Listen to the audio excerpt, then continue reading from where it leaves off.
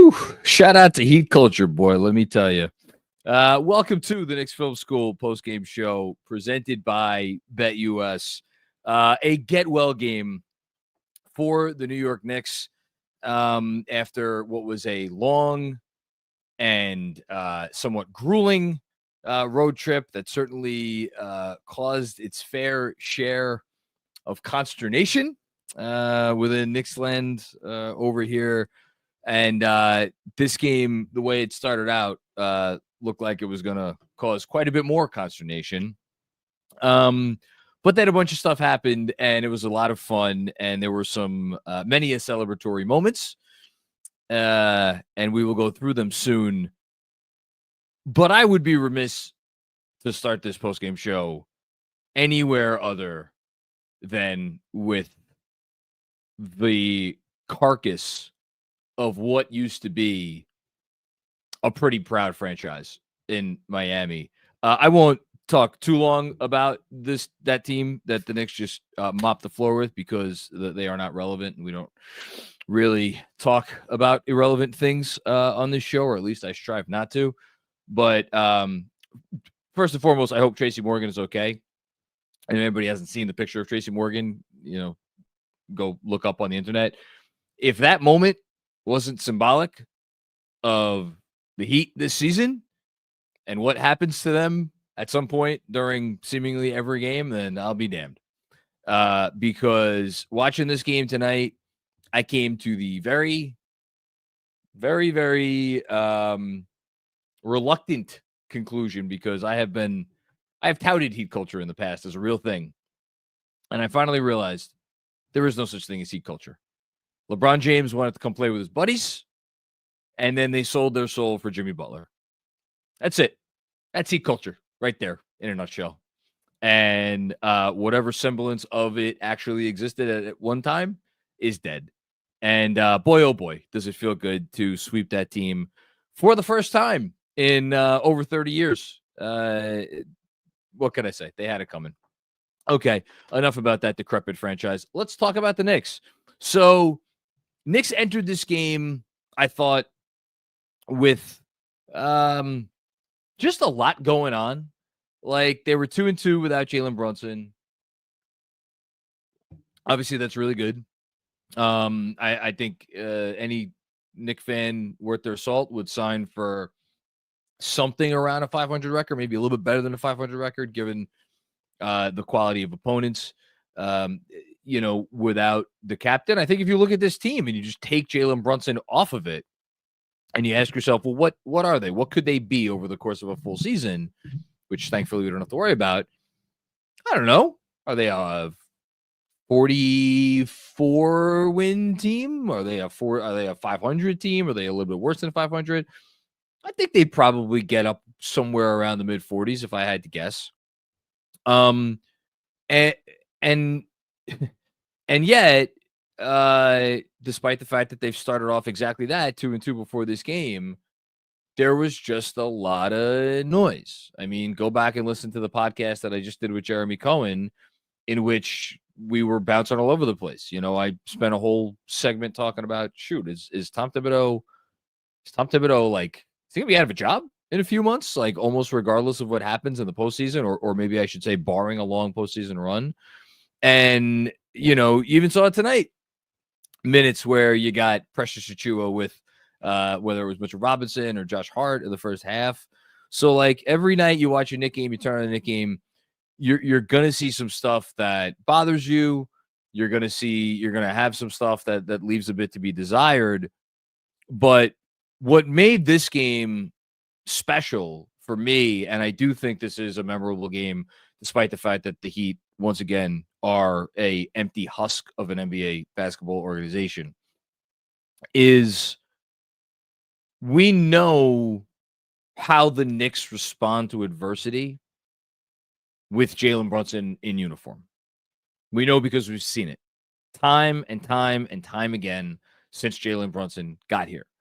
Before Jalen Brunson got here, wasn't always as easy to respond to adversity. I mean, the entire season before he arrived absolutely spiraled out of control. And it's not because there wasn't talent on that team. There was.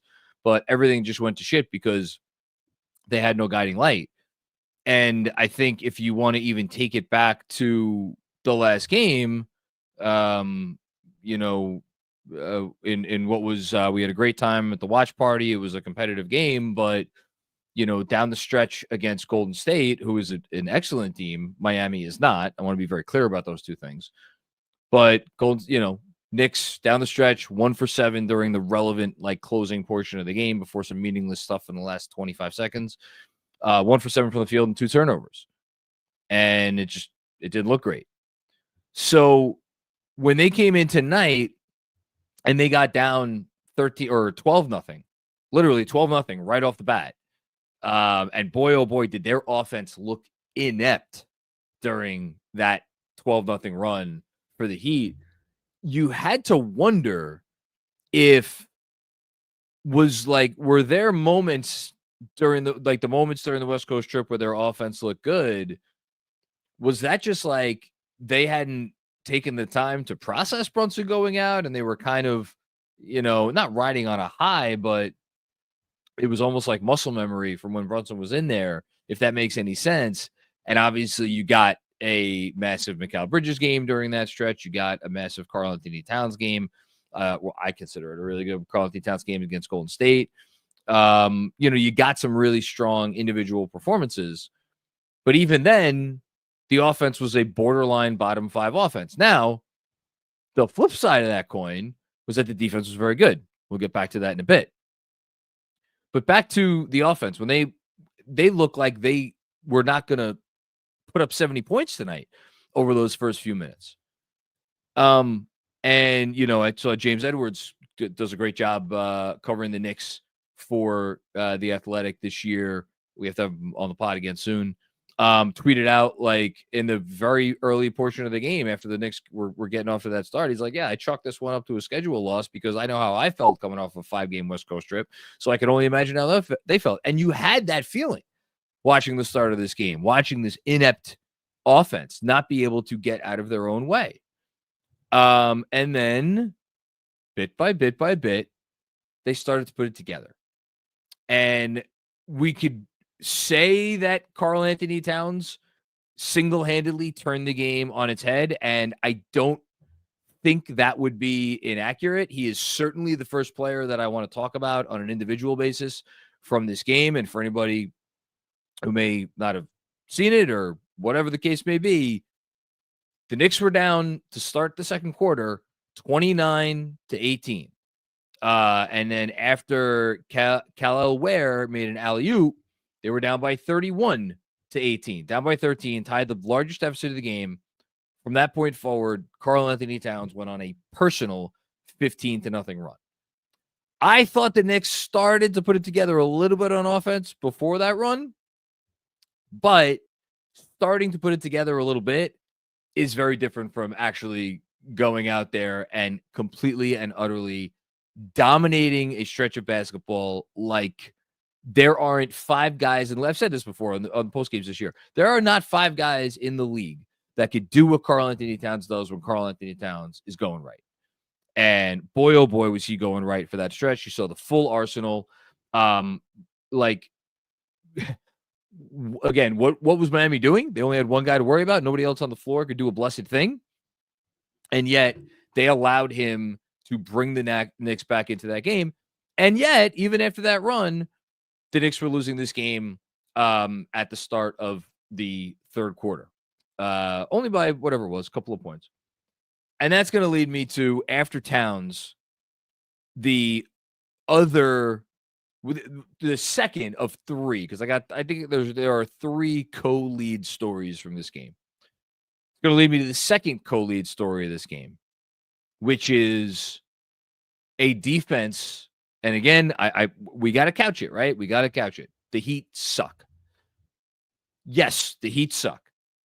They still have talented basketball players on their basketball team, allegedly. Tyler Hero looked really good in the first half. He was draining pretty much everything. Bam Adebayo has been a multi-time All-Star. I know he hasn't had the best offensive season, but that dude's pretty good. Duncan Robinson was flame throwing tonight. Went 5 for 9 from 3. So like these guys were all out there on the floor, and like Jaime Jaquez Jr. could do a couple things. Haywood Highsmith could do a few things. I know their bench is not exactly strong, although Davion Mitchell, man, I'm going to be apologizing to Benji Ritholtz till I'm old and gray for making fun of him for taking Davion in our skills draft a few months ago. Shout out to Benji. Anyway, so like what ended up being a 41-15 third quarter, yeah, the Heat just absolutely stinking up the joint. That's part of the story. But I would argue that the Knicks defense, in a performance that we've seen individual performances, like what OG Anunoby single-handedly did to the Heat in the last game these two teams played. It helped the Knicks come back from a 17-point deficit. That was an outstanding individual defensive performance. I'm not sure that we've seen a collective defensive effort like the one that we saw tonight. And I'm going to pull up, let me get, here we go. We got our friends at Pivot Fade, who they do a great job getting the lineup stats, right off the bat as soon as these games are over. So let's see here. I'm trying to do this. Okay. So Knicks lineups in this game, the starting lineup was very good. They played 14 minutes, plus 11.7. Good offensive rating, very good defensive rating, 103.7. This is actually a comical number. The lineup of Hart, Achua, Towns, Payne, and Shamet, they had a 46.2 defensive rating. But that's not the lineup that I was going to reference. The lineup that I was going to reference, McBride, Robinson, Hart, Bridges, and Anunoby. So basically, Robinson in for Cat and McBride obviously in for the injured Brunson. Arguably New York's best defensive lineup, but I don't even know that it's arguable. So they played 5 minutes, actually gave up 100 defensive rating, which is higher than I thought it would be. But with that lineup, with that group, I thought to get the ball rolling on defense with that utterly dominant defensive performance in the third quarter, and it was one possession after another, with blocks and steals and just hustle plays and everything. And shout out to Mikal Bridges for scoring his own 9 straight points. Couldn't quite get to Cat's level, but 9 straight's not too shabby. And yeah, OG Anunoby was at the center a lot of it. And yes, OG Anunoby's presence out there does so much, especially when he is getting his hands in everything. And that was awesome. And I mean, there were 2 moments. One where he got his giant mitts on a ball that led to the tie-up. And then on that very same possession, I have never seen one human being completely engulf another human being, at least, not in a porno. But what OG Anunoby did to Tyler Hero there on the baseline, where Hero couldn't even get a freaking shot off. This guy was an all-star less than 2 months ago. He was ziplocked by OG Anunoby. That was pretty crazy stuff. And then perhaps spurred by the defensive performance, I don't know, we got what I am considering my third lead story of the game. Now, fool me once, shame on you. Fool me twice, shame on me. So this one's going to be shame on me if it doesn't come out, if it doesn't end up coming to fruition. Gotta choose my words carefully here after that last reference. After the Kings game, I got up here and I waxed poetic about 10 minutes about how Josh Hart was back. Because he had 4 threes in 6 attempts, and he looked confident and he looked good doing it, right? I am not going to go full tilt again, because I did that once and it didn't work out so well because the last 2 games, Josh Hart went back to being the Josh Hart that we've seen for most of the last couple months. But boy, did it seem like Josh Hart rediscovered his Josh Hartness somewhere in that third quarter. And it started innocently enough, funny enough, with a banked in long 2 at the end of the shot clock that I don't know that he intended to bank in, but whatever.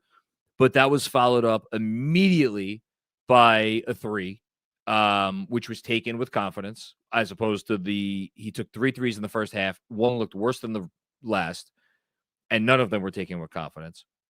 Took the 3 in that third quarter with confidence. And then right after that, wouldn't you know it, Josh Hart starts making one beautiful pass after another, and he becomes playmaker Josh Hart. Whereas in the first half, had 10 rebounds in the first half. He was nitty gritty. I'm going to figure out ways to help my team win the game, even if I can't hit the far side of a barn. We saw that. So we saw every version of Josh Hart in this game. But the thing is, in order for the Knicks to reach their ceiling this year, and in order for the Knicks to reach their ceiling as a team, and this really has become the theme of the season. Because Josh Hart, what he does to the spacing when he's not shooting with confidence, when he's not playing with confidence. And then the head coach, his reluctance to really make any adjustments whatsoever. And again, you saw it in the first half. We were talking about it on the halftime show. Shout out to all my Substack newsletter subscribers. And apologies, my Wi-Fi sucked during the halftime show, so I apparently froze and then cut out. But we were talking about this, that I'm convinced it's not that Tom Thibodeau doesn't see what's going on. I mean, I know there are some people out there who think that he is the dumbest man on the planet. He's not, I assure you. He sees what's going on, but he is sticking with his guy through thick and thin because he thinks it'll obviously pay off in the long run. And I emphasize his guy. Josh Hart is as much a Thibodeau guy as there has ever been. And he is continuing to trot him out there in these lineups, irrespective of what struggles he may be having.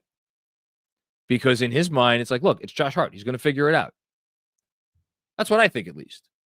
Well, tonight, that decision might have paid off.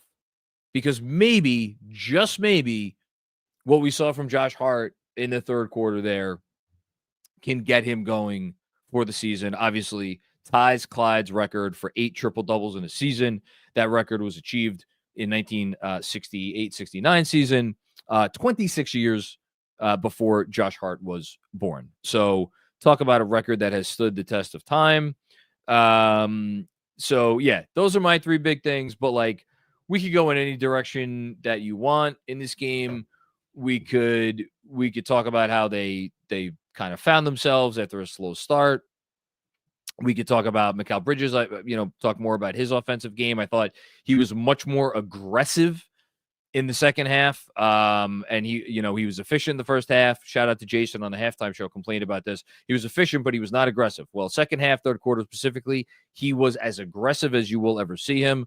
4 more free throws tonight, 28 points on 14 shots. How many times this season has Mikal Bridges scored twice as many points as shot attempts that he has taken or more? I am going to go ahead and wager that this was the first time that particular thing has happened. So we could talk about Bridges, talked about OG Anunoby's defense overcame what was an iffy or not so great offensive night for him. Deuce McBride, again, not a great shooting night for him, maybe some tired legs, but hit some big threes when it counted, when the Knicks were making their push. Nice game from Deuce. Big defensive performance from Precious Achiuwa. Shout out to Benji, pointed it out on Twitter because Benji sees all. Achiuwa, some nice defensive minutes there in the first half. It was a get well game. Campaign hit a 3. Landry Shamet hit 3 threes. You know what? Let's end here. Wasn't one of my 3 lead stories for the game, but let's end here. It's only appropriate that we end with Mitchell Robinson. It's only appropriate because Mitchell Robinson 2 years ago against the same Miami Heat team in the playoffs was completely taken out of the series. Immediately after a series in which he was the best player on the floor in that series, arguably. He was completely taken out of that Heat series. Well, tonight, I think we can look at the game Mitch had, and it was a little bumpy at times in the first half. But when he got going, his two-way impact, there was one sequence, I noted it down, where it was early in the fourth quarter, where Mitch, he had an offensive rebound and a really nice putback on one end, and on the very next, the defensive possession on the other end of the floor, I forget whether it was a block or a steal or forcing a turnover. It was something. Mitchell Robinson tonight finished his highest minute total since he's been back. That's notable. 24 minutes, 5 for 7 from the field, 9 rebounds, 5 on the offensive glass. How you doing? 2 blocks, 2 steals. That's a Mitch stat line. So good place to end it. We could talk about him. We could talk about anything you want to talk about. It's all good stuff for the Knicks tonight. And yeah, get well game indeed. The Heat suck. Whew. I love saying that. I haven't got to say it very much over the years. I love saying it though. All right. We got Kev on the 1s and 2s. I don't know if we're doing we're going right to super chats or we're doing ad read. You'd think I would know this stuff, but I know. We start with an ad read. We start with the ad read. Okay, so that means we're gonna take a minute to hear from our friends. If I could find it. I'm waiting for the banner. You got the banner for me? There it is. Waiting to hear from we're going to hear from our friends at Factor. I love doing ad reads for Factor because you know what I love to do? I love to eat. And there are some people who eat to live, and there are some people that live to eat. Nothing makes me happier than when I can combine both of those things. And Factor allows me to do that because it's delicious meals delivered right to my doorstep. I literally open the box, I take them out, I put them in the fridge. They're good for a week, which I really love because what me and my wife do, we do the 6 meals. So, you know, there are nights when like our kids want mac and cheese or stuff that we're not going to eat. So, you know, on nights where we don't have a whole family dinner where we're all eating the same thing, we get to have our Factors. They get to have whatever junk that they're eating. And it works out perfectly. It also works great because we're both people, as we are getting into our 40s here, always trying to lose weight, always trying to be healthy. They have 40 options across 8 dietary preferences on the menu. Each and every week, you could choose Calorie Smart. You could choose Protein Plus. You could choose Keto. You could charge whatever you want. They also have other stuff that you could take advantage of. Smoothies. They have breakfasts. They have snacks, all kinds of different add-ons. Whatever you want, Factor can personalize your experience to your wants and needs, which is why I love it so much. You can eat smart with Factor. Get started at factormeals.com/factorpodcast and use code factorpodcast to get 50% off your first box plus free shipping. How about that? That code is factorpodcast at factormeals.com/factorpodcast. You got all that? To get 50% off plus free shipping on your first box. Okay, giddy up. Love it. I'm hankering for a Factor meal right now. I didn't have much of a dinner. We had some corned beef, but I tried not to go crazy tonight, so I didn't have much. So I may have to dip into a Factor after this post game. All right, let us get things started with JD. What's up, JD? It brings me joy knowing the Miami Heat are completely irrelevant. Been waiting a long time for this. So, you know, JD, I love that we're starting with the irrelevance of the Miami Heat. That's exactly where we should start. Can I tell you, as I was bashing them, because you know I do believe in karma, at least when it comes to basketball, the whole time I was going on that little diatribe, I was thinking to myself, shit. They're going to end up in the lottery, and they're going to end up with like the 9th or the 10th best lottery odds, and they're going to get into the top 4, and they're going to get one of these kids, maybe not Flag, but like one of these other kids that are good. Thankfully, there is such blatant tanking chicanery going on throughout the entire league right now that even if the Miami continue to, vomit all over themselves in the second halves of these games, I mean, they've lost 8 in a row now. Like, are they really going to out-tank like the Raptors or the Sixers or, some of these other crappy teams? I don't know that they really have that in them. So you figure 1, 2, 3, 4, 5, 6, 7, 8.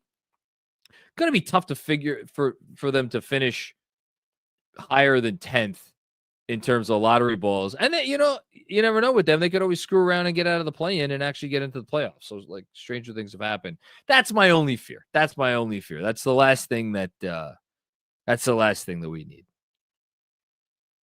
Thanks, JD.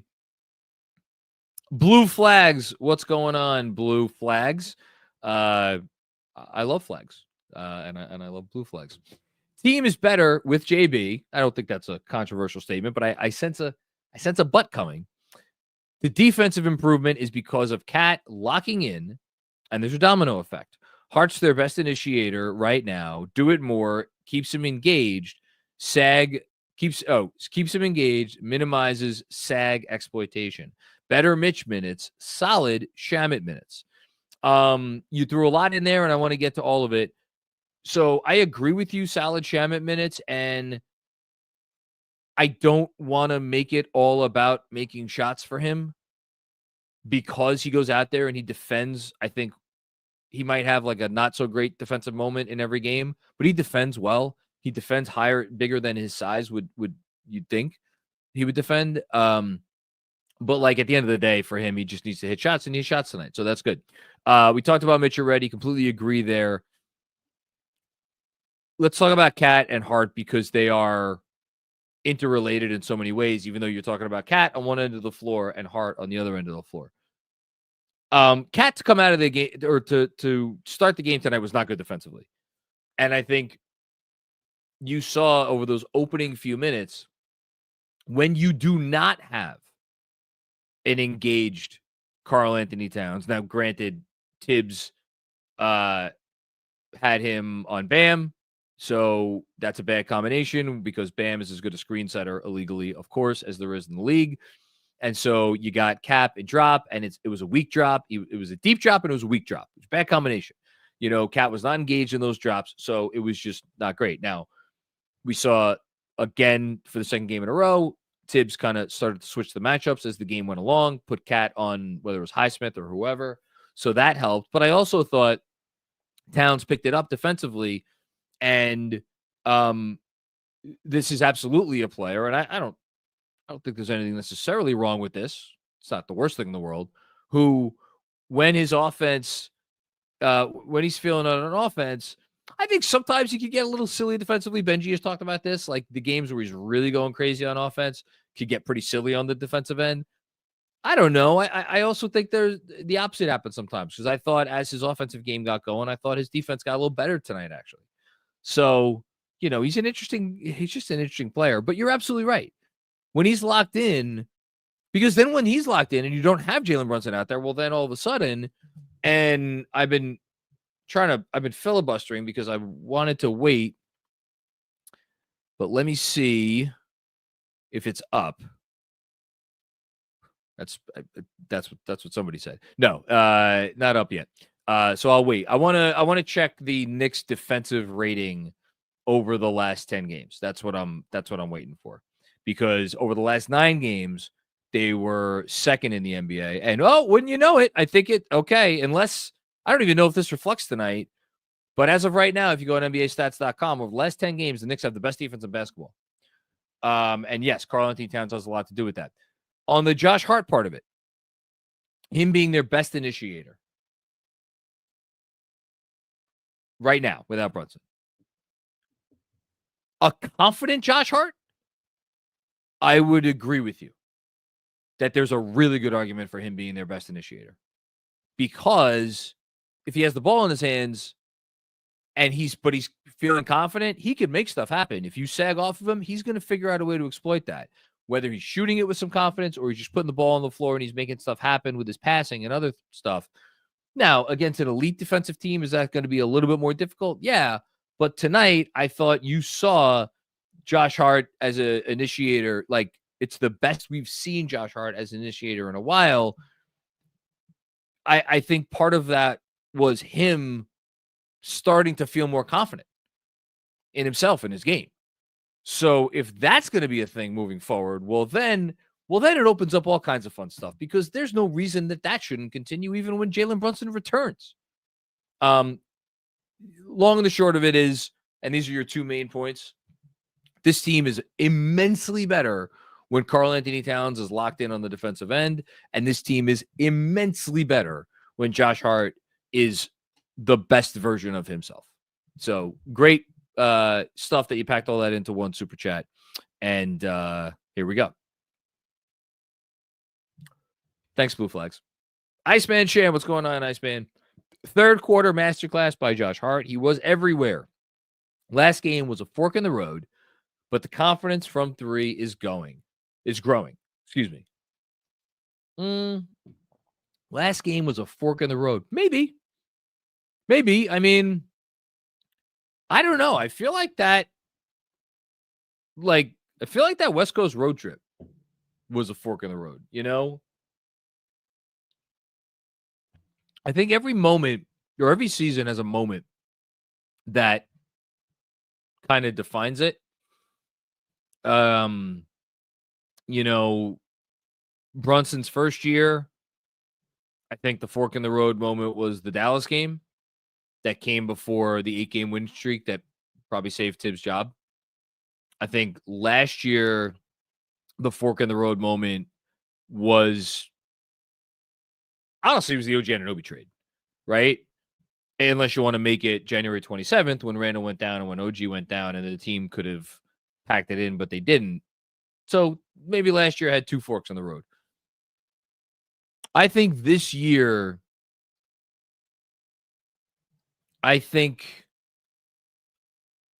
you know what? I got to say, I think this year it was, and I'm going to make sure, I'm going to look at this before I say it. I keep looking back at that Atlanta game, not the Atlanta game in the in-season tournament, which was just an utter disaster in the second half. Knicks, that game looked like the Heat tonight in the second half. But the Atlanta game on January 20th, coming off that bad Minnesota loss. They had been on a rough stretch where they lost 6 out of 9 games. And then that Atlanta game started 5 straight, and they just started playing much better basketball. Yeah, you still had the Laker loss after that and the Boston loss, and then obviously out of the All-Star break. So, but I thought that was one fork in the road.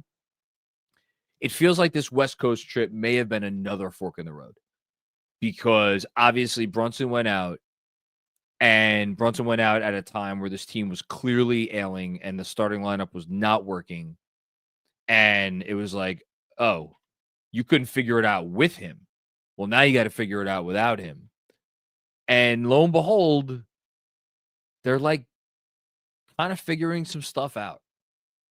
And I don't know, was that Warrior game, did it have, more import? I don't know. I don't know. Maybe we'll never know that. But I don't know. It feels like we're going to look back on that West Coast trip, for better or worse, as the moment that kind of defined this, or maybe set this season on whatever eventual course it's going to be on. So let's go with that. Thanks, Iceman Sham. Puerto Rock 78. What's going on, Puerto Rock? Can we discuss Benji's tweet about Doris? Oh, it only took 4 super chats for this to come up. Yo, Doris, would love to hear something positive about the team that just had one of the best quarters of the season. Thanks. I'll hang up and listen. So full disclosure, if a game is on MSG, I watch it on MSG unless actually no, if a game's on MSG, I'm going to watch it on MSG. I'm just going to. I prefer the broadcast. And it's not because MSG is homers. They're not homers. That's why I love the broadcast at MSG. Clyde is the furthest thing from a homer in the world. And Kenny Albert the definition of a professional broadcaster. So I did not listen to anything Doris said, but I was kept abreast of the conversation topics during the game, in which the Knicks looked pretty awesome. And I want to choose my words carefully here because Doris Burke she's a Hall of Famer. She's incredible. She's had an incredible career. I think what separates good broadcasters from great broadcasters, and God knows I could never be either, to be just very clear, is good broadcasters find a way to weave existing narratives into a game that and weave them into a game in a way that, is somewhat natural. I think great broadcasters take those existing narratives and they are able to talk about what the game that they are broadcasting is telling us about those narratives that already exist. And is it amplifying those narratives? And in what ways is it amplifying those narratives? And in what ways are we maybe seeing those narratives continue to develop based on what we are watching on the floor? And, if this continues, how might those narratives continue to develop? It's and how many people do a great job at that? You could count them on one hand. So I'll leave it at that. Again, shout out to Doris Burke, she's a Hall of Famer. She's awesome. But yeah. Thanks, Puerto Rico. Iceman Chan with another one. Most active I've seen Mitch since 2023. Yeah, that checks out. Sure. Yeah, he had that stretch beginning of last season where he looked like he was on his way to making an all-defense team. And I thought tonight, and again, the minutes part of it is important. The fact that he played 24, 25, whatever minutes he played, and they were 24, 25 good minutes, solid minutes. I think that means a lot. And he was all over the place. We've seen over the last several games rebounds or balls that are, in the air, whatever, that were like, man, peak Mitch gets to that. Well, guess what? He got to a lot of those balls tonight. And his hands were everywhere. That guy's a difference maker. And I was not on this side of the fence for most of this year. It took me a long time to get here. But if that is the, quote unquote trade deadline acquisition for the Knicks, well, that guy's going to make a big difference because he is making a big difference. And we got the most extended minutes tonight that we've had yet, I believe, of Towns and Robinson together. And that'll be a good opportunity for me to read a Tibbs quote, because who doesn't love a good Tibbs quote? Where is it? I know it was tweeted out. I'll find it. But Tibbs said something about the double big lineups. And I believe it was complimentary. It sounds like this is something that is going to become, more of a thing, more of a factor. Oh, here we go. Shout out to New York Basketball's Twitter account. When you have Mitch and Cat out there together, 2 7-footers, when OG is on the front line with them, you're so long, the basket's protected. 2 7-footers, if you get by one, you have another waiting. It's huge. OG's uniqueness, another really long athletic guy. He guarded everyone. He's not wrong. He's not wrong. And, I think we're building towards something where it's like, okay, can we get Cat and Mitch and OG and Jalen once he comes back? And then who's the four? I mean, Josh Hart, you're probably cramped a little bit. Bridges? Deuce? That's interesting. So we'll see. Thanks, Iceman Chan. Porter Rock 78 with another one. Watching the Knicks offense made Tracy Morgan sick. LOL. Let's freaking go. Knicks hashtag beat the Heat. Maybe over the first couple of minutes, first quarter. The Knicks tonight scored 18 points in the first quarter. After that, 29 points in the second, 41 points in the third, 28 points in the fourth. I thought they had a pretty nice offensive showing after the first quarter tonight, wouldn't you say? Haitian Ferg, get well soon, Tracy Morgan. Yes, we love Tracy Morgan. He is a national treasure. He's a great Knicks fan. We missed him for those years where he was recovering from, that horrific accident. But, just hope everything's okay. You hope the guy's fine. Adam Bendit, I don't see a comment with this. If you have a comment, we'll get it up there. But thank you for the contribution. Shout out to you, Adam. Busy. What's going on, Busy? I'm not playing you in round one of the playoffs. I think I'm happy about that because I'm pretty sure you have the best team in our league, which means that you are playing Alex, which is boy, that's a duel to the death. Anyway, Busy says this is exactly why I don't like stats. This is exactly why I don't like Busy. I have no idea what I know what I could read the word. Oh, here we go. There's another one from Busy. A week or two from now, when you stat nerds, Busy, you talking to me? I think you're talking to me. You talking to me? Look up data.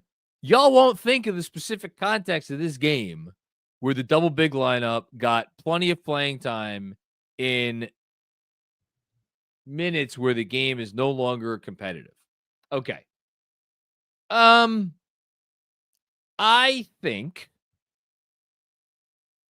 for one, this is not the first time we've seen the double big lineup. Number two, I've loved what I've seen from the double big lineup every time we've seen it out there. Three, we saw it in the first half. And four, yeah, sure. The game was a blowout, I think, probably by the time we got it in the second half.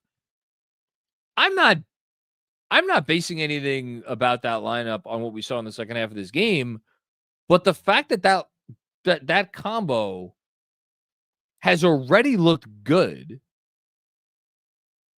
I'm not going to take what we saw in the second half and dismiss it out of turn just because it came in a blowout. If we had seen, even like the Josh Hart thing, like the game was still competitive when he really started to get going. So I'm not going to toss that out. But like, if it was something where like it was somebody doing, making shots in a meaningless fourth quarter, all right, that's one thing. Or somebody that had been playing very badly made some meaningless shots in the fourth quarter. Although even that could spur something. So no, I'm gonna consider it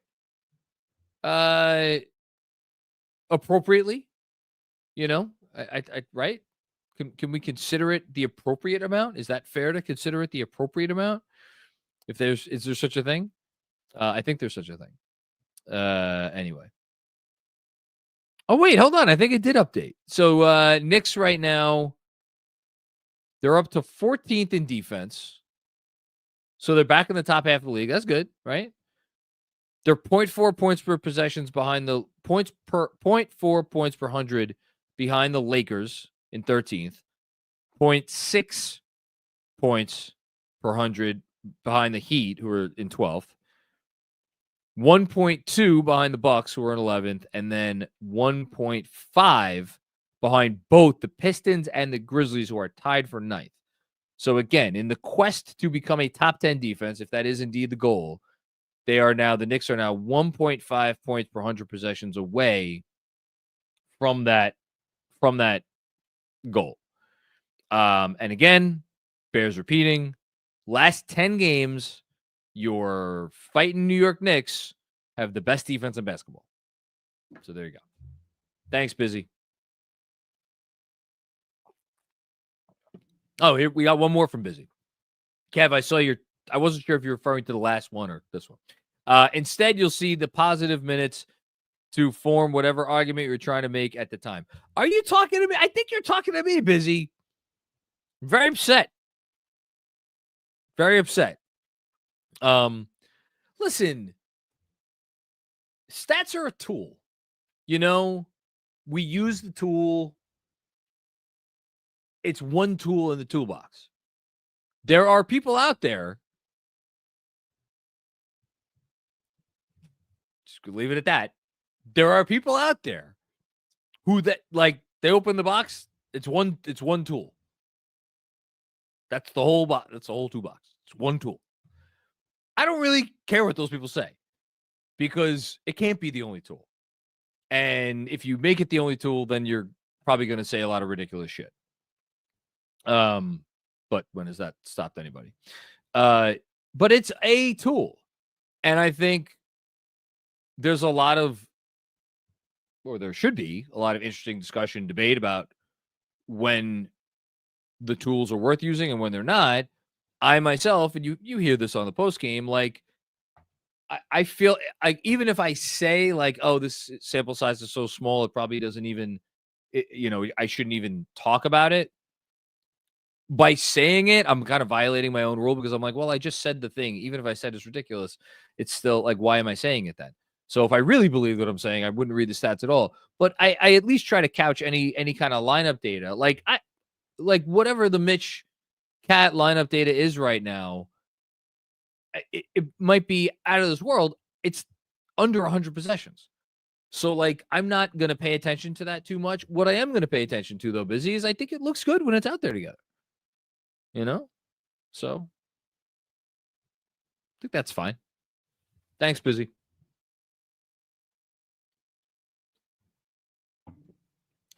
Man, we got a barn burner here between Minnesota and Pacers team without Tyrese Halliburton.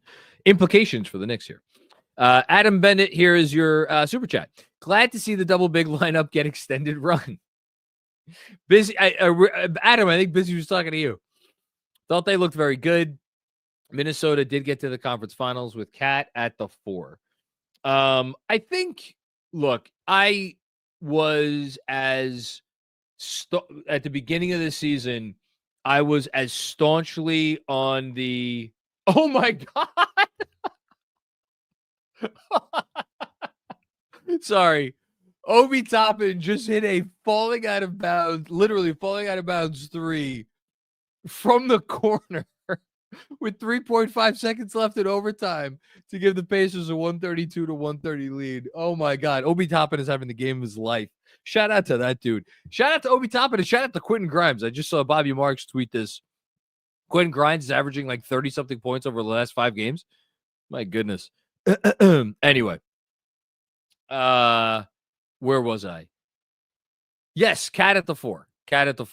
They did make a conference finals run. And for as much as we just witnessed that, I was very much on you got to play Cat at the 5 to maximize him. And I think where I got to is where I'm at right now, which is I still want to see Cat at the 5 most of the time. And I think, by the way, we've gotten enough evidence, albeit in snippets and not against the best teams, that it could work.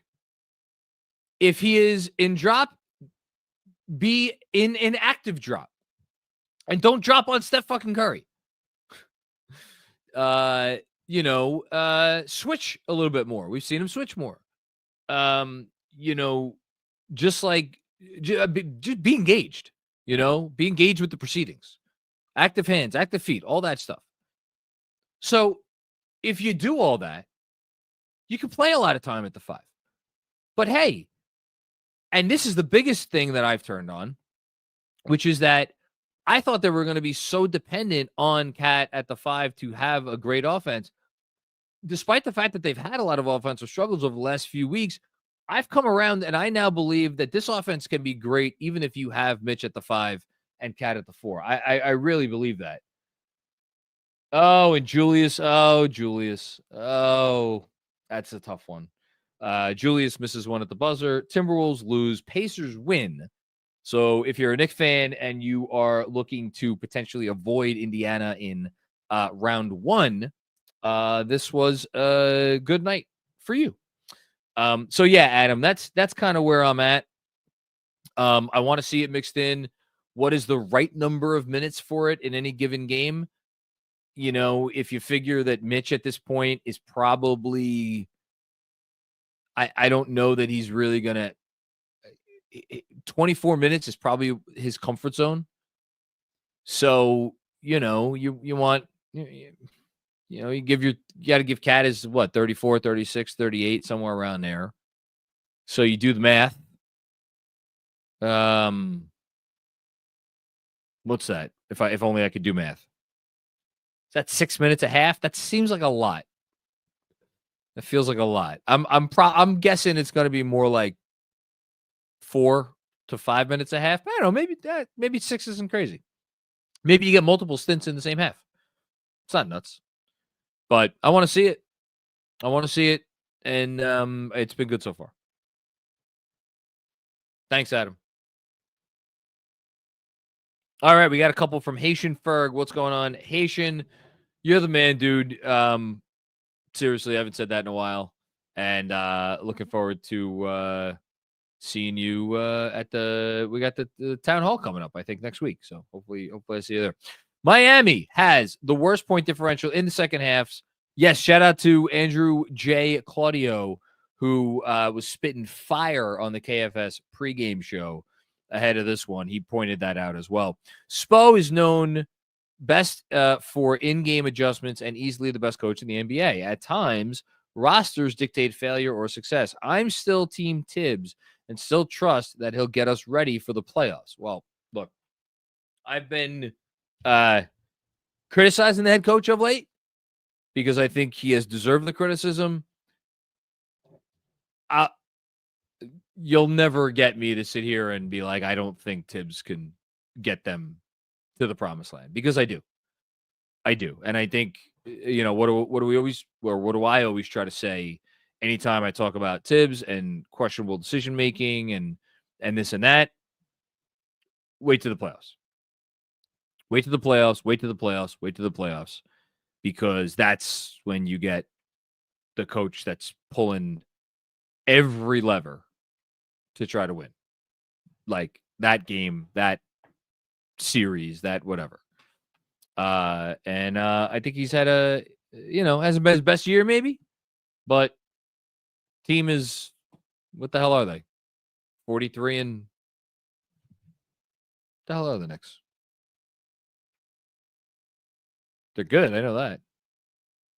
43 and 24.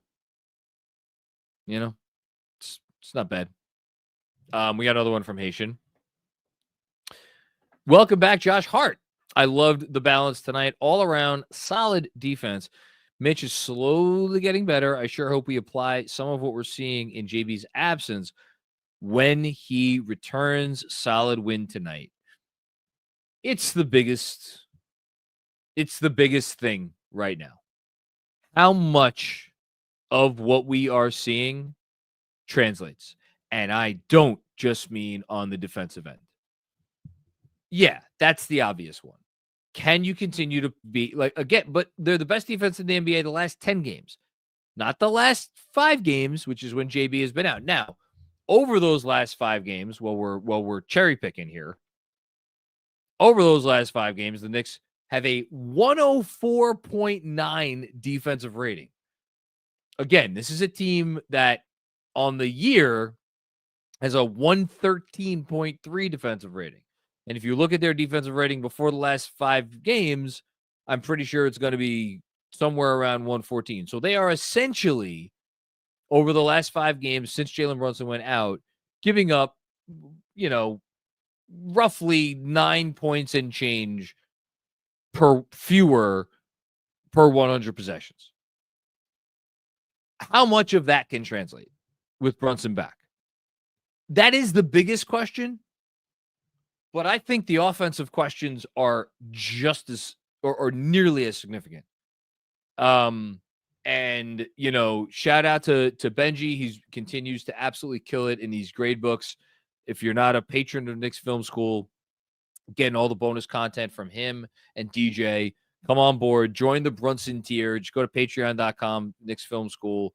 And again, Benji's doing grade books, extended grade books after every game. And his last one, he highlighted a possession in which Karl Anthony Towns was like, basically they sprung Karl Anthony Towns in a way they have not sprung him very often this year. And it got him deep post position, and it was super effective. And Benji's point, and I think he's made similar points about other players, Mikal Bridges being one of them, is that we got to see this stuff when JB comes back. And it's a great point. And I think the reason it's a great point, and I could not help but think of this as the Knicks were playing the Warriors, is like, look, no one is Steph Curry. Like Jalen Brunson's not flying around the court like Steph, like a crazy person coming off screens and this and that. But all things considered, he's a pretty effective off-ball guard. And we saw them tap into that certainly last year to take some of the load off of that as that team morphed into what it became after the Julius and OG Anunoby injuries. So we know he could do more of that. Like, there is definitely more meat on the bone here. And like, yeah, does it ultimately come back to it's a Tibbs conversation? Sure it is, because he's the one. It's Brunson steering the ship on the court, but Tibbs is steering the ship off the court. So how much of this other stuff do we see? I don't know. It's going to be a challenge though, because right now it feels like everybody's eating, right? It feels like Cat's eating. It feels like OG. I know we didn't shoot it well tonight, but it feels like OG is eating. It feels like Mikal certainly is eating. Josh Hart got going tonight. All these guys are eating, and it's not like, all right, well, we'll just, whatever Deuce is doing, we'll just give JB those shots. Like, no, JB's one of the best offensive players in basketball. You need to get him. Like, it's in the best interest of your team to get him a lot of shots. But where is that balance? And I'm not only talking about balance in terms of you look up and down the field goal attempts on the score sheet, on the box score, but balance in terms of the focus of the offense. And how can you blend these two things together? And God knows I don't have, I don't envy the task that they have in front of them to try to do that. I don't think it's easy. I think it's incredibly difficult. And I think that very few teams manage to reach that plane of existence. You heard Simmons talking today. He did a whole Tibbs thing. And in the same podcast, he talked about, like, even the Celtics sometimes, like they forget, like, hey, Derek White's out here. He's really good. Now, Derek White, Jrue Holiday, these guys completely and totally sacrifice. And it doesn't impact their defense at all. And it doesn't impact their effectiveness when they do get the ball and when they do get catch and shoot opportunities. So that's why they're such a unique animal. But, so it happens to literally the best teams. So it's not easy what we're asking, but you want to talk about, that's the path to a title. Well, that's the path to a title right there. Thanks, Haitian. That was appreciated as always. Unsurprisingly, from you. Drew P, what's going on, Drew? Mitch equals elite defense, winning the possession battle. I think Mitch has been really good. Does Mitch equal an elite defense? You know what? Let's go to the videotape here. So I'm going to go on NBAstats.com. With Mitch on the court this year, he has played 129 minutes. I'm actually not 100% sure of if this is reflective of tonight. I will figure that out in about 7 seconds. 1, 2, 3, 4, 5, 6. Yeah, so this is including tonight. With Mitch on the court, the Knicks have a 103.3 defensive rating, which is exactly exactly 10 points per 100 possessions lower than their season-long defensive rating of 113.3. So, Drew, you're absolutely right with your comment. Mitchell Robinson, according to these numbers, does equal an elite defense. And by the way, not that bad of an offense when he's out there. When he's played this year, 117.9 offense for a net rating of plus 14.6. That's obviously a crazy good number. So, yeah, I think I'm going to actually quote that stat in the newsletter tomorrow, which is very encouraging. So, good stuff. Good stuff by you. Thanks, Drew. Next up, Kevin Danishevsky. What's going on?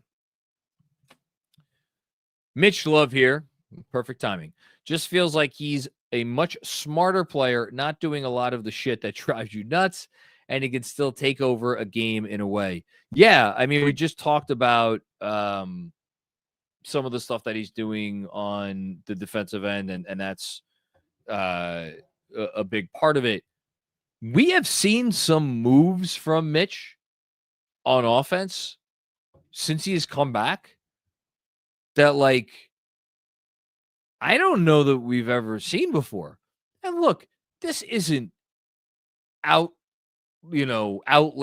otherworldly stuff from Mitchell Robinson. We're talking about, like, one dribble on the floor and then go up. But, like, guess what? For years, that one dribble and then go up, that wasn't in his arsenal. Or if it was, we didn't see it. Well, we're seeing it now. He had a moment, I think it was in the first half, where he converted one of those opportunities, one sort of play like that. Yeah, I wrote it. Mitch moved. We made it 19-12. I don't remember what it was, but it impressed me.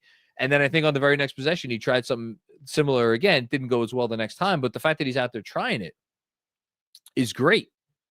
So, yeah, Kev, I completely agree with you. If you want to, I kind of had Mitch as the fourth story of the game after Cat, after the defense, after Josh Hart. But obviously, Mitch is part of the defensive conversation as well. So you want to put him right up there as one of the leading stories of the game. That's fine by me. Thanks, Kev. Jason, what's going on, Jason? We spent the whole halftime complaining about Hart and Bridges, only for them to dominate in the second half. LOL. Extended Mitch and Cat minutes look good. So, man, everybody's pushing back against Busy's diatribe. Yeah, no, those guys answered the bell. Those guys, again, I know they stink. I know the Heat stink. That was really impressive. You made you punched back with the Cat surge, but the Heat didn't fold, and you were down at halftime. And then to come out and dominate in that way after halftime, I'm sorry, it's just big time stuff. It's big time stuff. And again, we've said it a lot recently, for whatever issues this team might have. And I don't think they have any kind of major issues. Are they as close as they were last year? Probably not. But, I don't think they have major issues. But whatever those issues might be, the culture is very strong here. Very strong. Thanks, Jason. Altered Yeast, great name. OG's swipes give or arrow. I guess they're giving Altered Yeast Street Fighter vibes. Who is you know what it reminds me of? And these two individuals do not have similar. I'm assuming you're referring to the video game Street Fighter. If you're not, then I don't know what to tell you. But that's where my mind went. And these two individuals do not have similar body types.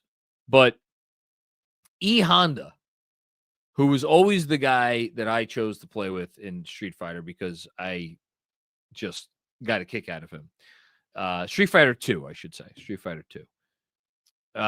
Had this move where he like put out his arm like he was like hand checking. And then yeah, there it is, Kev. Thank you. The 100 hand slap. I did not know that was the name of that particular thing, but that's why I have Kevin here.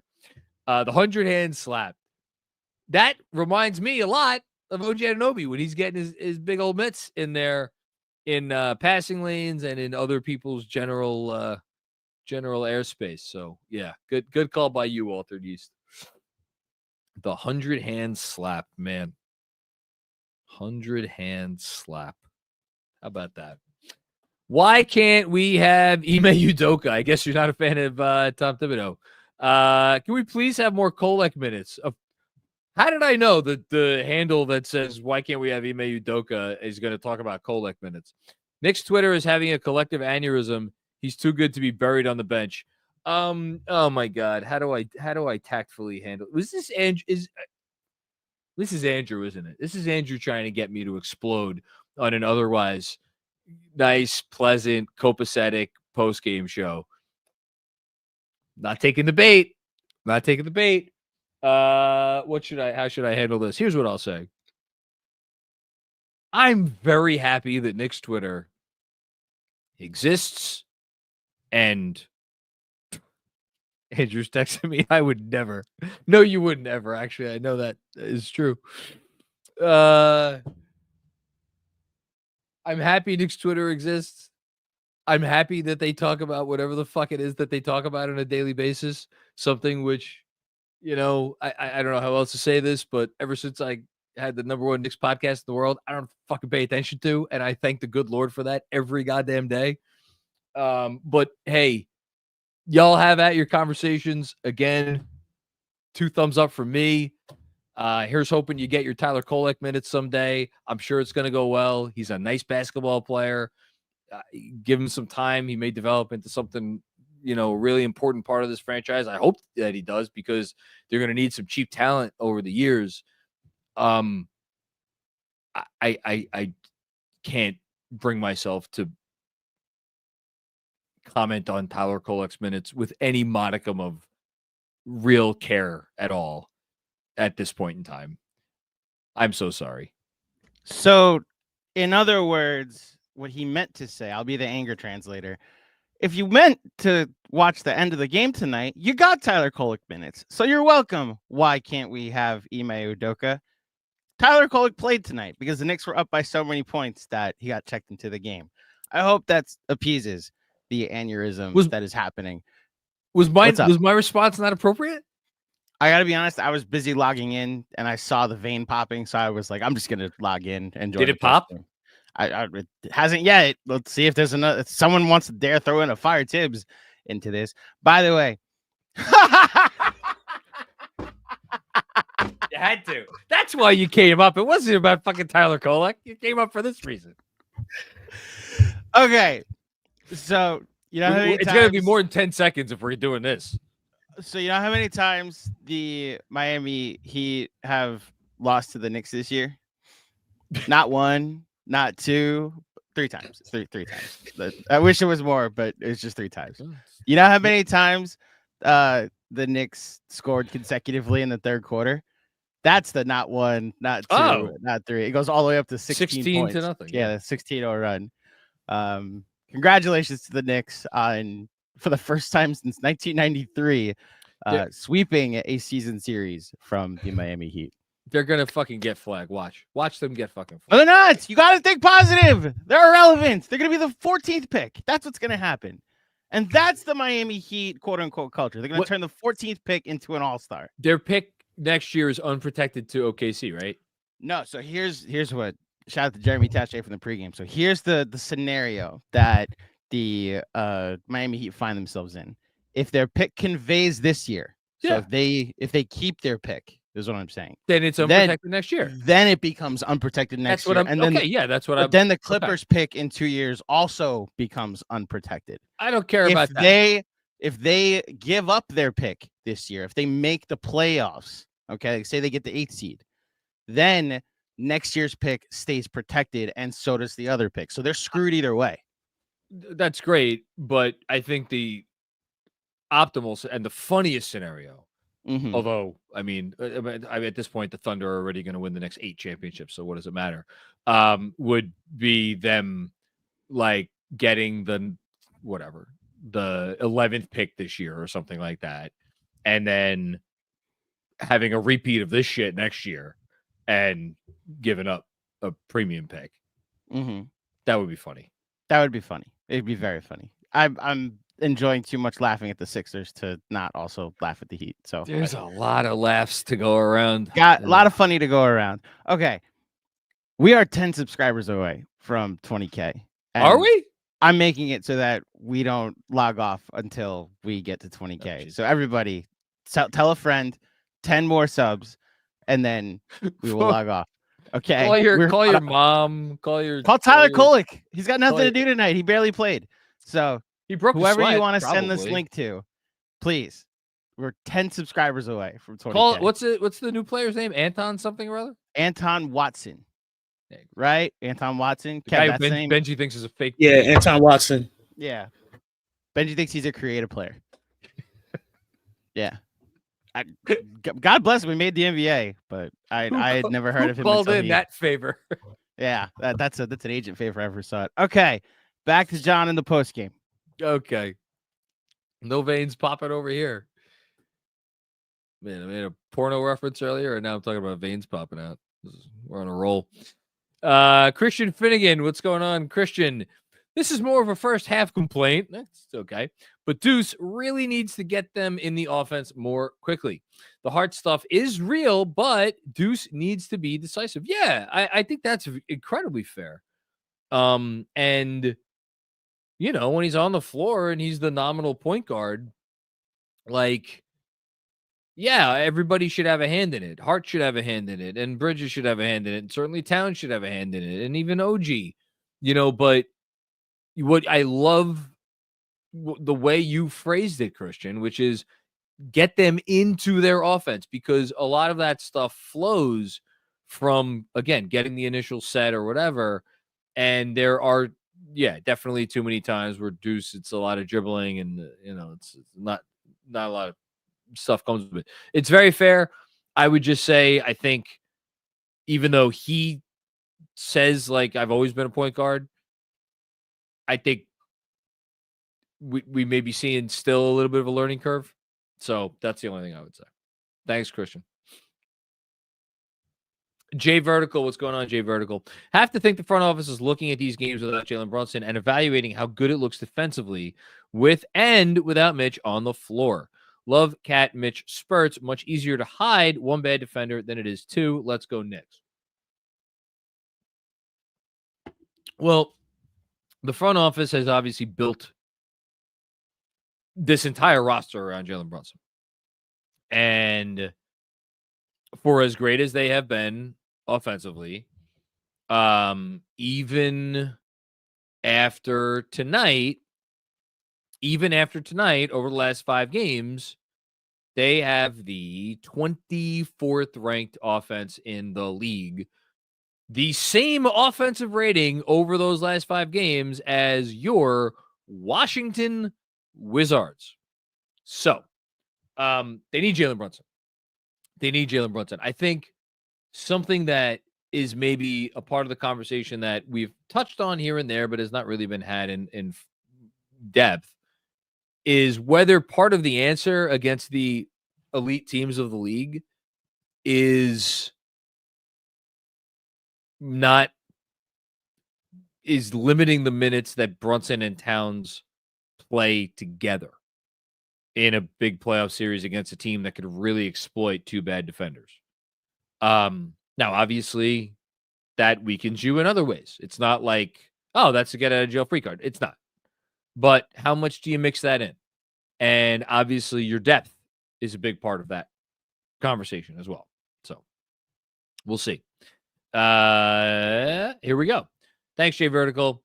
All right, Sam Roth. What's going on, Sam? Traveled from Indiana to see my first game at MSG. The energy was as advertised. Mitch will start soon if he plays like he did tonight. Thank you, Knicks Film School. Well, thanks, Sam. That's awesome that you made that trip. It's about a 8-hour drive, 9-hour drive, whereabouts? I don't know. I guess it depends on where in Indiana you are, but great game to see. You got to see. I'm happy you got to see, because you got the Towns moment. And I could only imagine how the Garden, once it got up to like 9 straight or 11 straight or whatever, like I'm sure the Garden was like, oh, we're seeing something special here. And then you got the defense in the third quarter. And I don't care what anybody says, there is no fan base anywhere in any sport that appreciates anything as much as Knicks fans appreciate a great defensive performance. Nothing compares. So glad you got to see that as well. Mitch will start soon. I'd bet on no. Part of me, do I hope I'm wrong? I don't know. I don't know if I hope I'm wrong. I'm look, if it was like game 1 of the playoffs and like that was the adjustment, I don't know that they would make that adjustment against the teams that they're likely to play, but that's besides the point. Whatever. If it happened, I'd be excited to watch it. I'll just say that. Okay. Good segue for us to do the out of town scoreboard, which I will pull up right now, presented by our friends at T Squared Social, of course. If I can just get it up. The page up on my computer screen, to be clear. What do we got? Okay. All right, we have the Bulls over the Jazz. The Pistons beat the Pelicans by 46 points. Proud times in New Orleans. The aforementioned Pacers game beating the Wolves 132-130. The Rockets came back and beat the Sixers in overtime 144-137. The Rockets were down. Hold on. I got to look this up because I saw the score of this game. The Rockets at one time in this game were down by 25 points. And they came back and they won in overtime against a Sixers team where Quentin Grimes is probably the best player right now because, like, Tyrese Maxey's out and obviously Joel Embiid is his basketball playing days are done. Quentin Grimes tonight had 46 points and 13 rebounds. Holy shit. God. On 15 of 27 shooting, he made 8 threes on 14 attempts. My God, Quentin Grimes showing the Mavs and the Knicks and the Pistons, showing all those teams what they're missing. My goodness gracious. Have a day for yourself, Quentin Grimes. Have a week, have a month. Good for him. Good for him. Okay, what else we got? We got Lakers, Spurs playing right now. Trailblazers, Wizards playing right now. Kings, Grizzlies playing right now. Suns beating up on the Raptors. That game's going on right now. And then Nuggets, Warriors is your ESPN game. Quick standings check. Knicks now 5 full games up on the Bucks with the tiebreaker. Bucks and Pacers actually tied. Pistons a game back of both the Bucks and the Pacers. So, yeah, there we go. That has been your Out of Town Scoreboard presented by T Square Social. All right, Greg Film Stuff. What's going on, Greg? How are you? Nice to see New York show a pulse after a slow start. I liked how Josh rebounded. Yep, that stood out for me in the first half. And how McCall started the offense at times. McCall and JB should take turns starting the offense when he gets back in more Mitch offense off rebounds, please. Yeah, love the Mitch offense. Like, not automatically looking for the kick out for 3. It's like, hey, can I execute a dribble move, or can I just go straight back up? Ideally, it's straight back up, but it's nice to know that he's able to pull out a dribble move. As far as initiating the offense and taking turns, so my fear with that, and I feel bad being critical because, again, I think Mikal Bridges had a really, really, really nice game. More than a nice game. It was a really good game. But his handle and his ball handling is just not quite where I would like it to be in terms of a guy who's going to run. Because of what you're proposing, like, they take turns running the offense. Well, that implies that Mikal Bridges is going to run a ton of pick and rolls. So Bridges tonight had 3 turnovers. We've seen him, and Benji highlighted this in his most recent grade book for Patreon, especially I think it was in the first half. It was one segment of the Warriors game where Bridges was like really solid with the ball. Unfortunately, I think as a ball handler, he just kind of is what he is. So I don't know about necessarily initiating the offense as much as JB is, but I would like to see him do it more. And by the way, it doesn't need to necessarily be pick and roll, but that's probably not initiating. That's like playing off of other actions. But there's a ton of creative stuff that they could do, and the other part of it is like you're probably going to have weaker defenders on him. So, unless you're playing Boston, because Boston just like who the hell knows what Boston's going to do. But yeah. Fair stuff, though. Fair stuff, Greg. And I get why that's what you want to see. And I don't think it's crazy at all. I just, little trepidation. That's all. Thanks, Greg. Kev Danishevsky with another one. Prediction. The Knicks go on a run here. And when JB gets back, people take all the wrong things out of it. When have fans ever taken the wrong things out of anything that they've seen? How dare you, Kevin? How dare you? Ewing theory, he puts in parentheses. Deuce's impact is apparent from the data and the eye test. Deuce is awesome. Deuce is awesome whether he's playing with Jalen Brunson or whether he's playing in for Jalen Brunson. That's a great thing about Deuce. He's effective no matter what role you put him in, no matter what you ask him to do, no matter how many minutes you ask him to do it in. So that's all well and good. As far as people taking the wrong things from JB's absence, again, they're the 6th worst offense in the league since Brunson went out. So I mean, look, if they go on some kind of a scoring rampage and it looks like their offense is like just as good or close to as good without Brunson as it was with Brunson, then maybe it becomes a real conversation. I guess the pushback to that would be that the next bunch of teams that they're playing. So again, let's assume to your point that they go on a little bit of a run here. Their next handful of games is against the Spurs, the Hornets, the Wizards, the Mavs. Clippers have a great defense. Then the Bucks, the Blazers, very good defense. Sixers. And then if you figure Brunson's back by that Cleveland game, that's 1, 2, 3, 4, 5, 6, 7, 8. That's 6 out of 8 games against teams that are like pretty close to atrocious on defense. I'm not going to call Milwaukee atrocious on defense. I think they have a better defensive rating than the Knicks at this point. But we know they can be had. But even still, so call it 5 out of 8. So even if their offensive rating does get inflated, hopefully people will take that with the appropriate grain of salt. Thanks, Kev. Andrew Claudio says, laugh at them. I don't need to because you came up here and did it for me, which is great. Made my job much easier. Thank you, Andrew.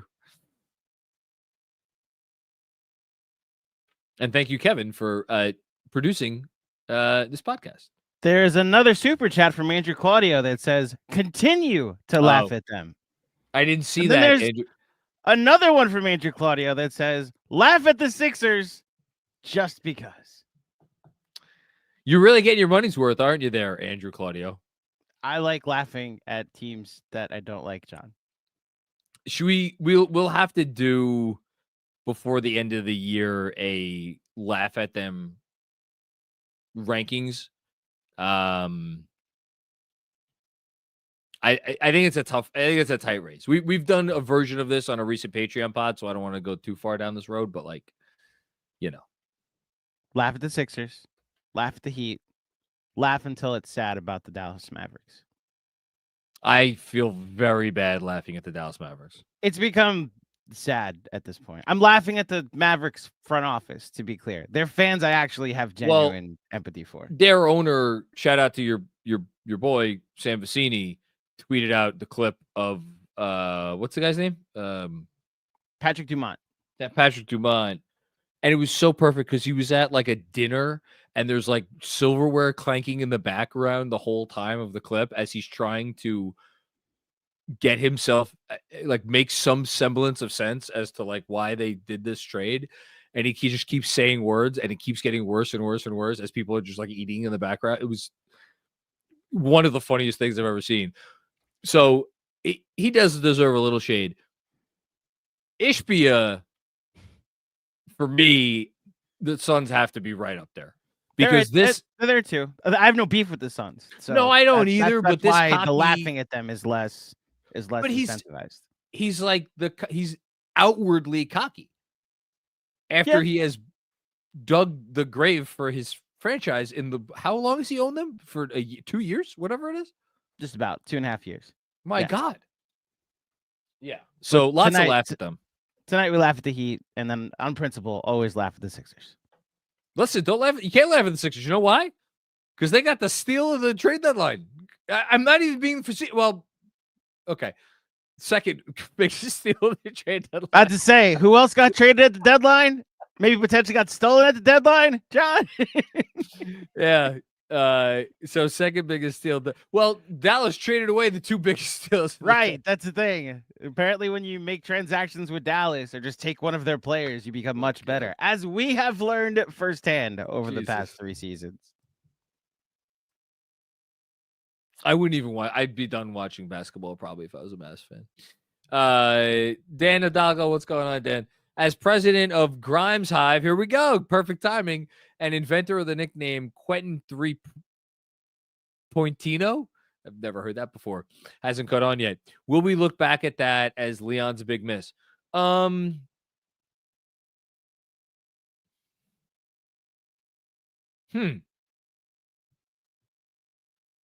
we look back at that on Leon's big miss? Can't rule it out. Now, look, I think, look, I can't sit here and say that I've watched all of these. Like, he's clearly putting up a lot of points. I can't sit there and say I've watched a ton of Sixers basketball. I think it is one thing to go out and be able to like play without a care in the world, which the Sixers clearly as an organization that's where they are because they're not trying to win games. And it's just like, hey, go out there. And like, you could tell me that like, yeah, but he's still playing for a contract. He is. But like Quentin Grimes, he must feel like he's breathing air for the first time in his career with what he's able to do and the freedom that he's allowed to play with after playing. I mean, Jesus Christ, going from Tibbs to not even playing in Detroit to Jason Kidd. Again, Kidd's a good coach, just like Tibbs is a good coach, but like he's a typical NBA coach, which is that if you're a player and you fit into a certain kind of cookie cutter, like he's gonna keep you in that cookie cutter mold. Now there is no mold because the Sixers have no players. I want to be a little bit cautious about making too much of what we're seeing right now. Yeah, is Quentin Grimes like a number one option or a number two option on a good team? Probably not. So then it comes back to like, all right, well, what is your role on a team that is actually competing for a title? I'm gonna say a name. It's not fair. But I'm gonna say a name. Trey Burke. Trey, we saw this right from Trey Burke, and I know woo boy, there wasn't enough Kool-Aid. I wanted your Kool-Aid and your Kool-Aid. I wanted to drink all the Kool-Aid. Who will ever forget that Hornets game, the battle with Kemba? Now, the difference between Trey Burke and Quentin Grimes is Trey Burke was an undersized point guard who couldn't really shoot. Quentin Grimes in theory, has a perfect skill set for any team in this league because he can defend the point of attack and he can hit catch and shoot threes. What I think remains to be seen is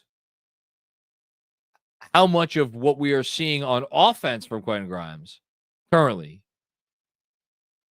can translate into the role that he is likely going to play on teams that are real basketball teams as opposed to the team that he's playing for now.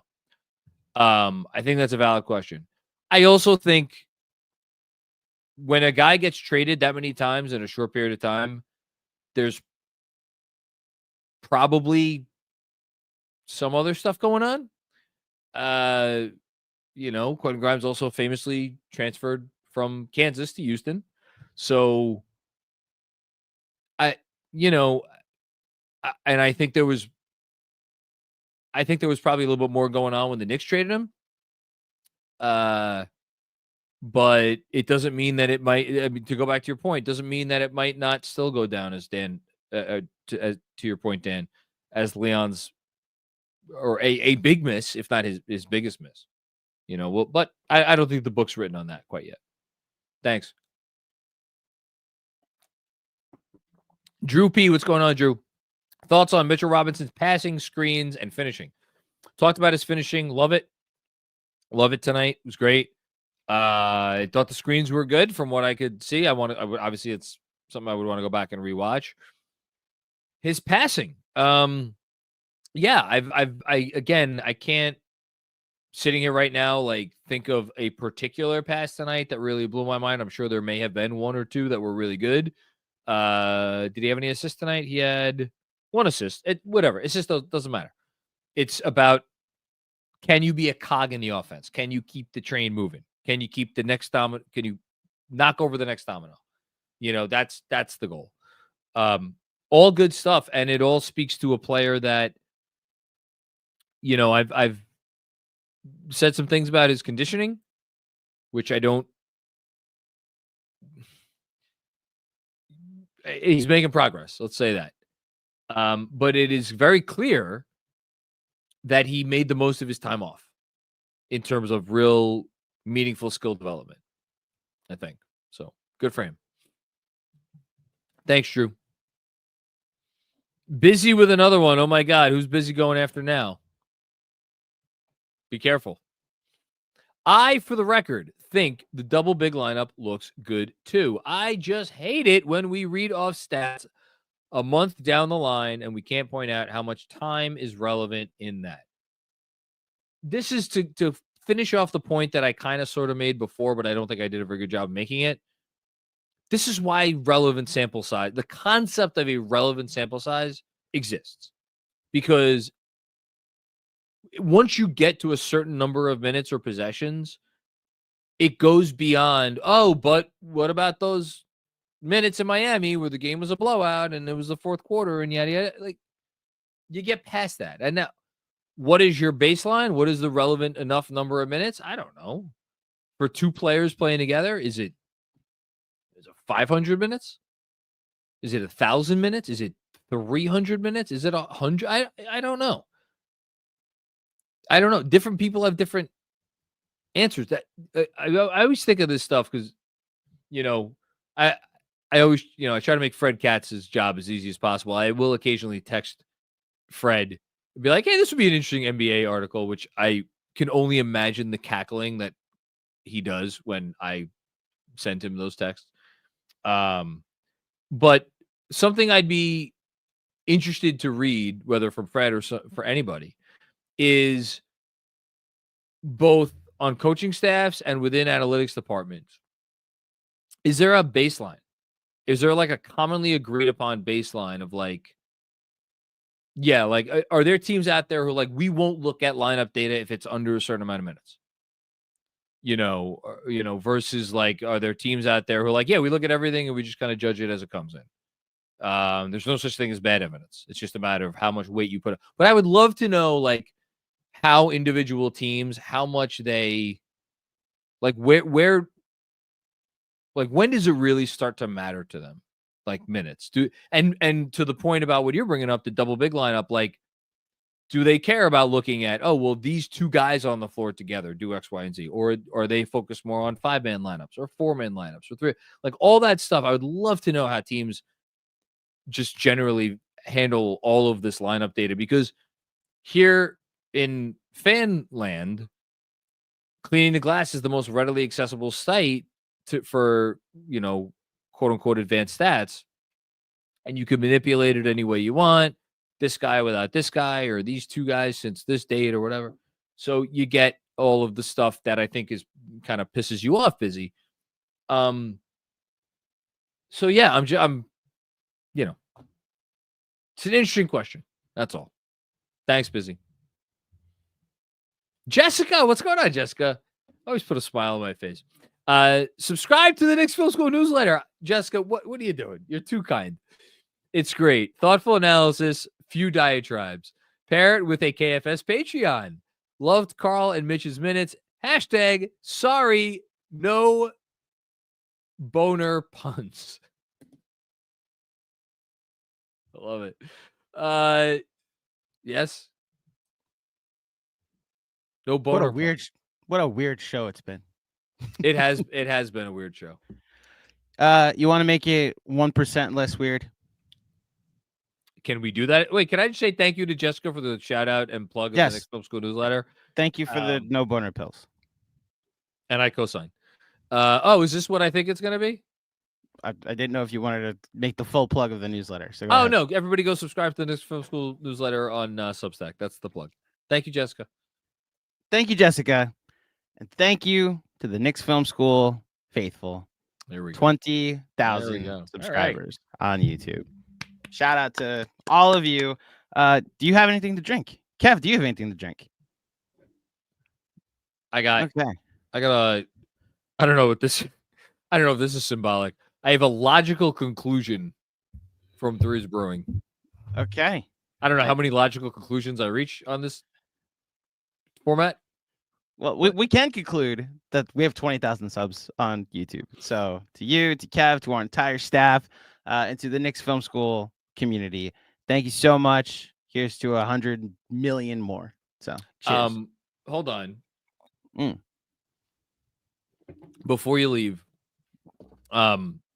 so I'm guessing we're not going to air that video, right, Andrew? We are not. No. So me and Andrew, because Andrew, this is why I love Andrew. Andrew's like, we're getting close to 20K. It might happen like in the middle of the night or whatever. And you got a busy day tomorrow. So we like pre-recorded a little thing between the two of us talking about 20K and this and that. And I was subdued because I had a long weekend. Yeah, I figured. I was tired.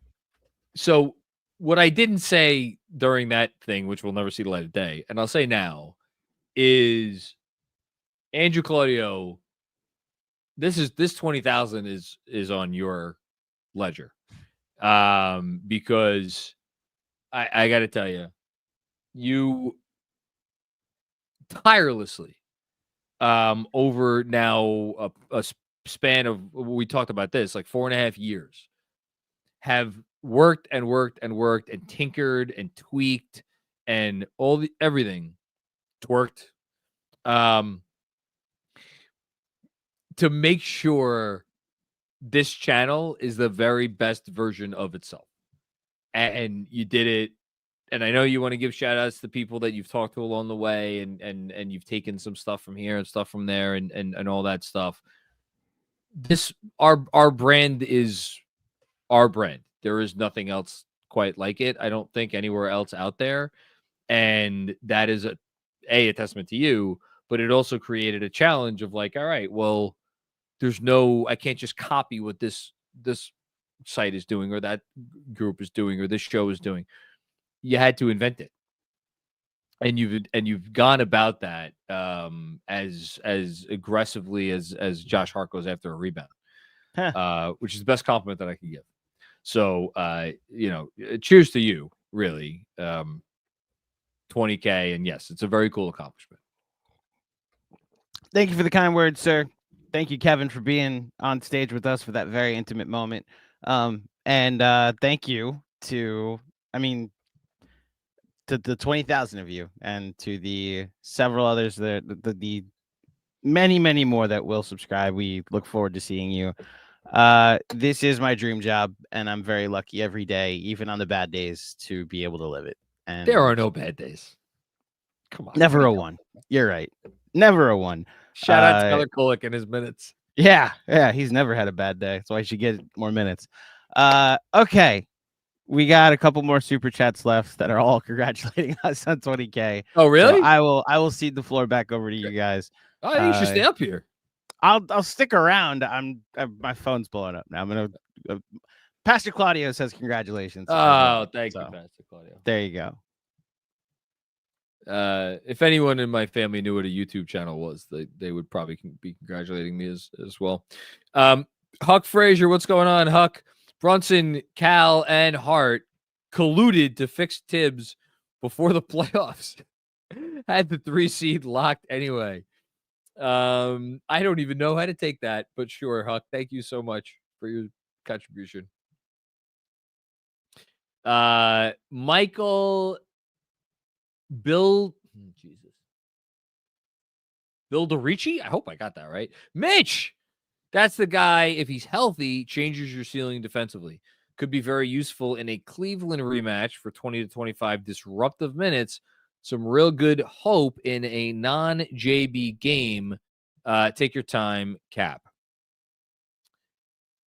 I agree that Mitchell Robinson against, frankly, 28 other teams in the National Basketball Association, if he goes out and he plays like this, can absolutely be a game changer. And I think part of that is because I think the Knicks, again, as I spoke about before, are good enough offensively and have enough potential offensively to, I'm not even going to say survive the Mitch minutes, because again, to the comment recently about his passing and screen setting, you don't have to survive the Mitch minutes offensively anymore because he is helping you on offense. So, again, 28 teams. There's that damn one, though, in Boston that I cannot fully give myself over to believing that Mitchell Robinson could be the level of difference maker in that series that he could be against, again, pretty much any other team in basketball. I truly hope I'm wrong. I really do. I've doubted Mitch before. I've doubted Mitch many times. So here I am doubting him again. Prove me wrong. That's what I got to say. Prove me wrong. Thanks, Michael. Cab Ian, what's going on, Cab? Great team win for the Knicks and KFS. Congrats on 20K. Thank you so much, Cab. We appreciate you. Thank you so much. Kel V. How the hell? I'm going to butcher this. Kelv GC. No. Kelv CGL. I think I got that. 20K. Let's go. Congrats, KFS fam. Well, thank you very much. Appreciate you. Thank you. I'm so bad at this. Dan Hidalgo, congrats, KFS. Awesome to watch you grow. It's been a